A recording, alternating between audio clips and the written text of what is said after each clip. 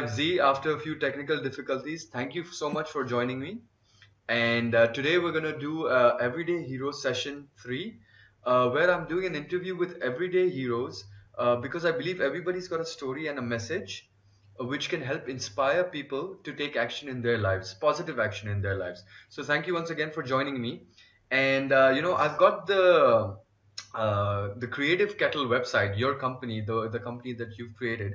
I've got that website open in front of me, and I'm just going to read out the introduction that you have given for yourself, and then we'll take it forward from there. So it says, Zainab, as a design expert and brand consultant with over a decade of experience, Zainab keeps the creative kettle bubbling, always pushing the boundaries. She has helped fortify creative kettle's strong foundation with her dynamic personality, extraordinary flair for design, and obsession to detail. So Z, fill in the gaps in that intro and give us a peek into your personal life. Right. So yes, Creative Kettle is definitely my baby in addition to my own son that I have who's now hardly a baby. He gets quite upset when I call him a baby. He is only 3 years old. And then my son's name is Arnav and my husband Nick.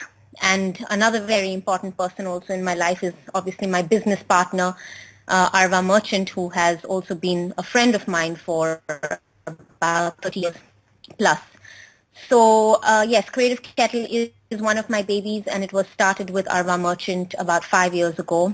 And to be honest, I think I'm completely and utterly obsessed with Creative Kettle.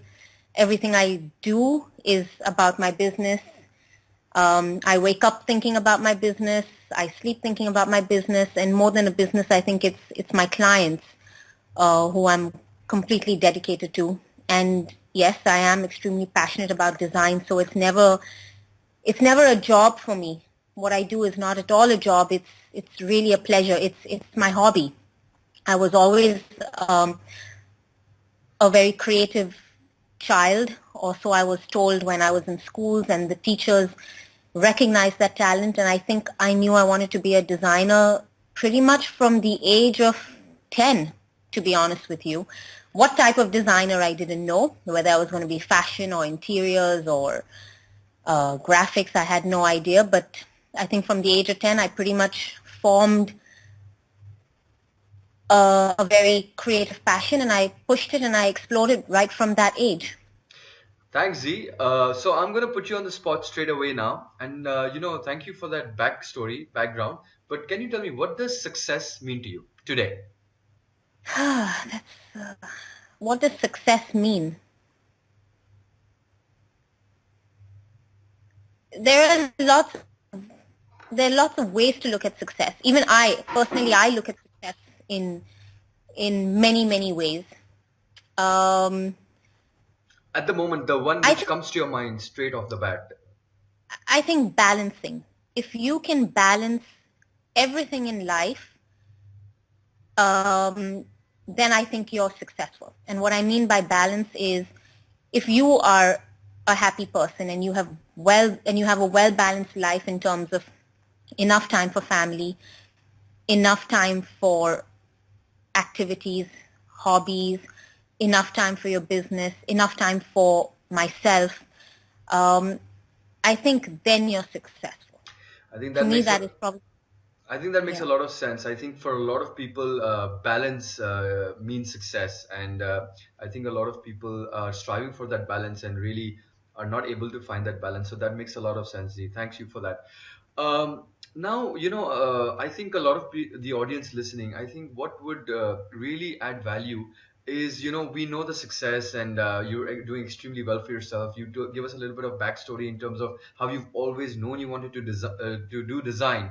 But in this entrepreneurial journey or this chasing your dreams, during this course of this journey, which would you say has been one of the toughest parts of that journey? A moment where you really felt maybe you made a wrong decision, or where it just felt a little bit overwhelming. Z, take us to that moment and share that story with us. I think being an entrepreneur comes with, especially when you're starting a business, you have to honestly be prepared for days when you just have no money at all, in all honesty. Um, any type of entrepreneur understands, starting a business comes with risk. Yes, you have very, very fortunate, lucky entrepreneurs, and, entrepreneurs are coming even younger these days. They start at 12, they start at 18. Um, and yes, those are those extremely fortunate, extremely lucky, extremely bright and intelligent entrepreneurs that, they're millionaires overnight, in all honesty. But that I also feel is a very unrealistic view in the 21st century, where technology and youth has made entrepreneurship so easy in so many ways, which is wonderful. But at the same time, there is another side to being an entrepreneur, which is you wake up and you're just absolutely broke. You don't have a penny to your name. And the things around you, your family, your kids, your dogs, your home, all those expenses, they don't go away. They're still there. It's just that you take such a big risk. One day you're doing really well and you make lots of money, and accidentally sometimes you just land up spending it. And I'm not saying it's because I have been very, you know, thoughtless with how you spend money, but business also takes money. You hire people, you have to pay their salaries. And there have been many a time when I've woken up, especially in the first couple of years, when I realized, oh my God, I've made accidents, or I'm bankrupt, or I miscalculated, or I spent too much. So that is probably definitely the hardest part. And I have cried many nights, and I haven't slept many nights thinking, where is the next check going to come from? Thank you, Z. I know it's not easy to share that, but if you could really take us to one moment, take us back in time to that one specific moment where you just felt it was all, overwhelming, where you said that you maybe it made you cry. Take us to that one moment like that, and just take us into that mindset and how you were feeling in that moment. Sure. Um,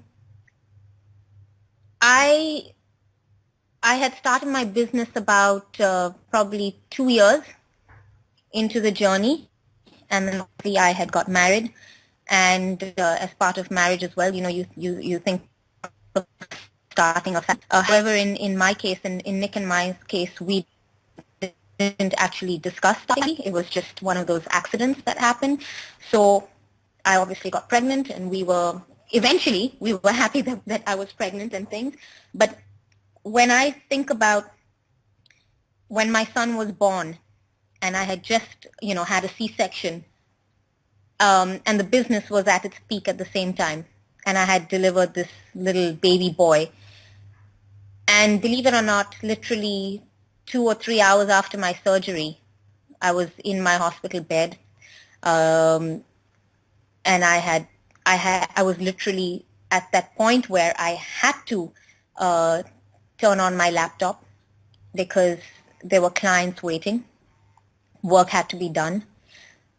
Deliveries on projects and deadlines had to be made. Um, and it was very easy for everybody to look at me and think I was absolutely insane.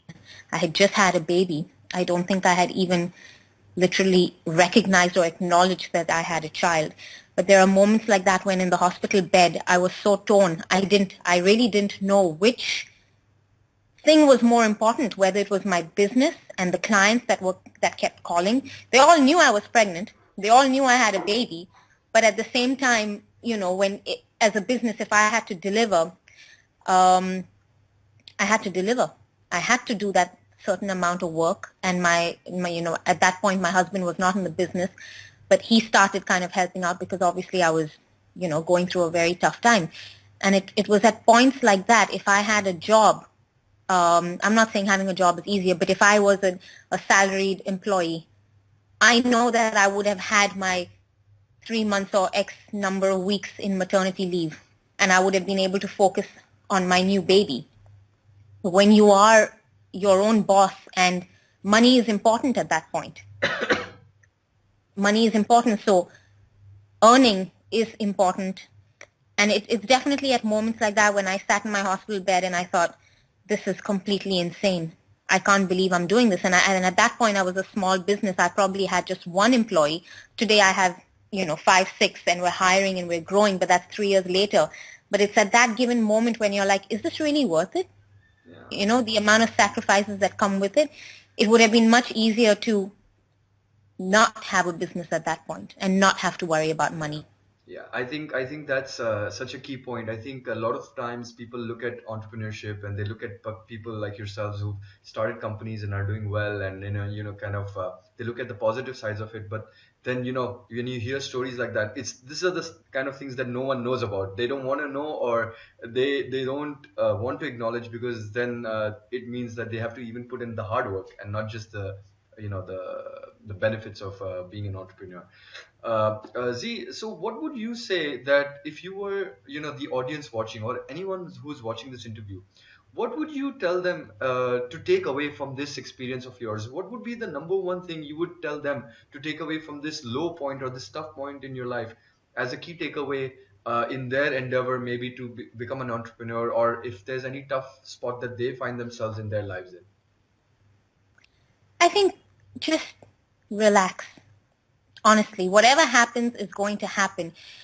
I think one thing that I learned, obviously, with time passing and the business growing is when you have a business, you are going to disappoint people. Clients will come back saying they're not happy, or, I was not available for them enough. I mean, you always have really happy clients and that's why they keep coming back. But when you're at a time in your life when you need to take the time for yourself, just take the time for yourself. It doesn't matter if you disappoint clients. Just learn to say no. That's something that just has to be said. If I had to have a child, a second child again, I would absolutely no way do it the same way that I did it the first time around. Now I think I'm more capable of saying no, thank you.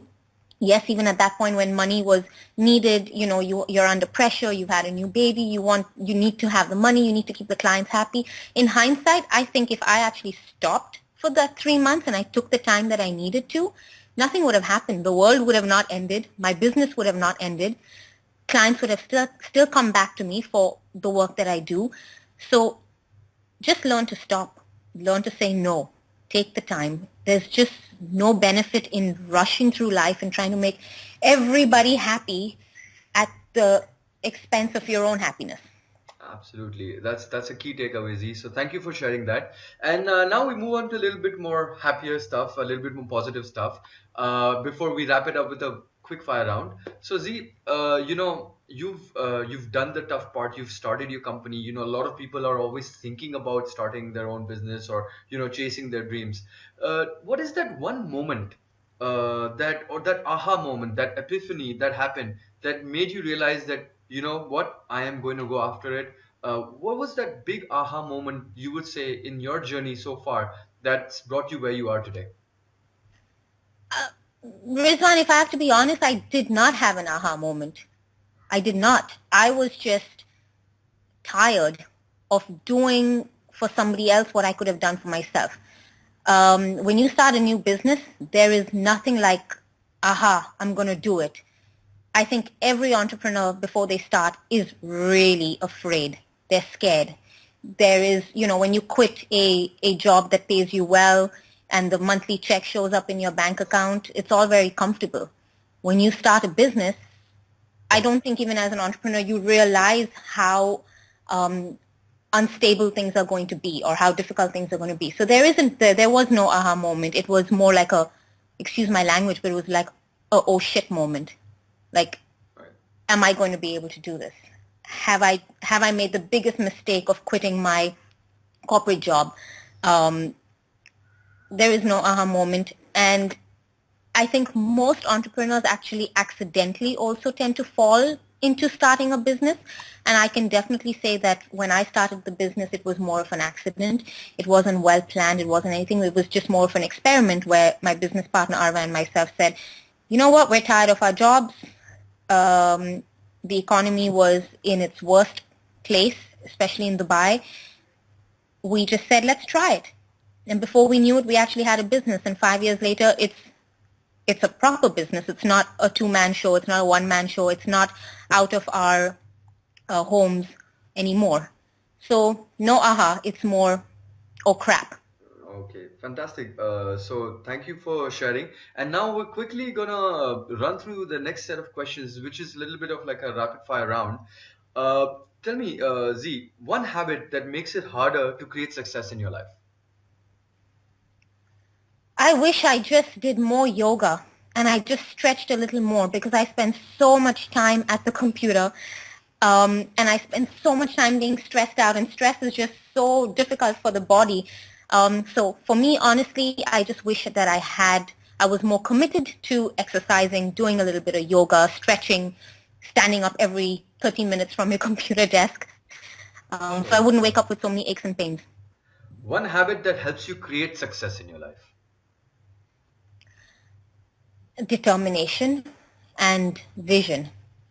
Um, yes, and they're not necessarily habits, but to me, I wake up so determined. I wake up so passionate, that for me, it is actually a habit. I know it's more of a character trait that I'm determined, um, but to me, it's an everyday thing. If you wake up with a vision in your mind that this is what I want to do today, this is how I'm going to achieve it, and you achieve it, that's what keeps me going, definitely.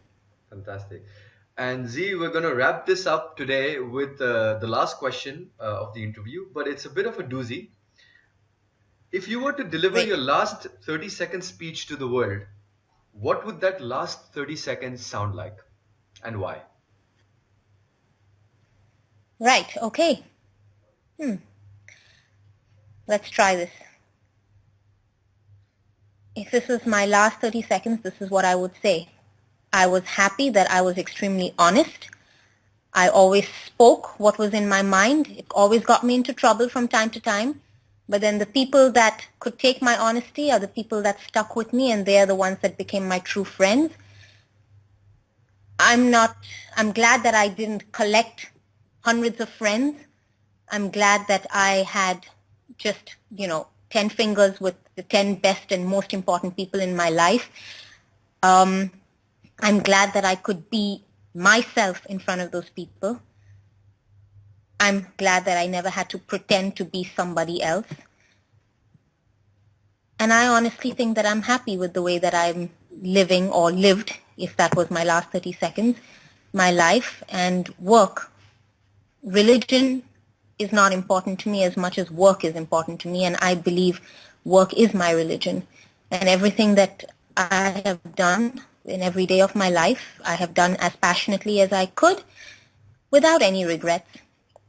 And I think for me, it's as cliche as it sounds, honesty is the best policy, because if you can be honest with yourself and you can be honest with your friends and with your family, I'm talking about the true friendships and the true family, that's all that matters. I don't wake up with any sort of regrets. Fantastic, Z. Thank you so much for taking the time out of your busy schedule. I know it's not easy to come out here and talk about some of these things which are quite personal and a bit tough. But here's hoping that the audience out there who's watching, people who are having similar situations or in a tough spot themselves, are looking for a little bit of inspiration to take action. This might help them, support them, and encourage them to actually do something positive and go out there and get some stuff done. So thank you, Z, once again, and keep inspiring people. And best of luck with Creative Catalog. I'm sure it'll scale Thank a you. lot of new heights. And see you soon. Bye. Thank you so much. Thanks, Riz. Bye. Bye.